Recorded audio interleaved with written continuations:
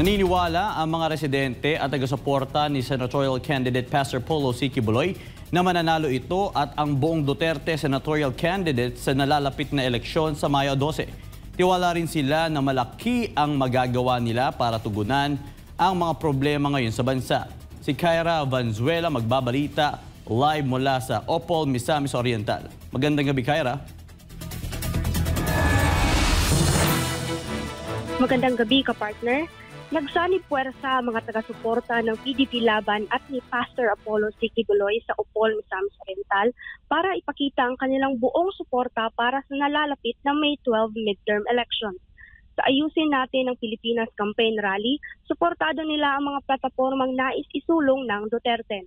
Kabilang narito ang paglaban sa korupsyon at kriminalidad.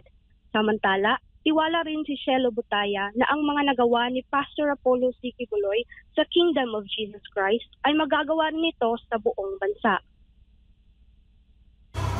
Bilang simpleng isang mamayan na Pilipino na nakatira lang sa isang simple at payak na pamumuhay, ang pananaw ko na kapag nanalo si Pastor C. Quiboloy bilang isang senador, tulad ng kanyang legacy na ang pagiging malinis sa ating kapaligiran, kung nagawa man niya sa kanyang kingdom, pati na rin sa buong Pilipinas, for sure na magagawa din niya. At saka yung matigil o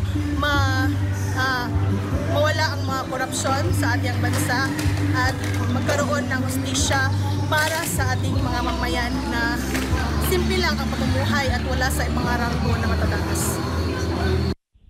Maging si Rashida Papandayan, tiwala rin sa kakayahan ni Pastor Apollo at naniniwala itong maraming magagawa ang butihing pastor oras na makaupo sa Senado.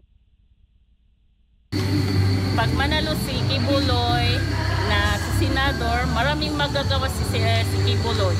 Hindi lang si Quiboloy, lahat ng PDP Laban. Vote ako, lahat. Hindi ko yan easy zero. Lahat, street, PDP Laban, maraming magagawa sila lahat. Kaya naman ngayong nalalapit na eleksyon sa Mayo, ibibigay nila ang kanilang boto kay Pastor Apollo at sa buong kandidato ng PDP Laban na inendorso ng dating Pangulong Rodrigo Duterte. Mula rito sa Bara, Opol, Misamis Oriental, Kyra Vanzuela, ang inyong citizen correspondent, nag-uulat para sa Diyos at sa Pilipinas kong mahal. Balik sa iyo, kapartner. Maraming salamat, Kyra, sa iyong live report.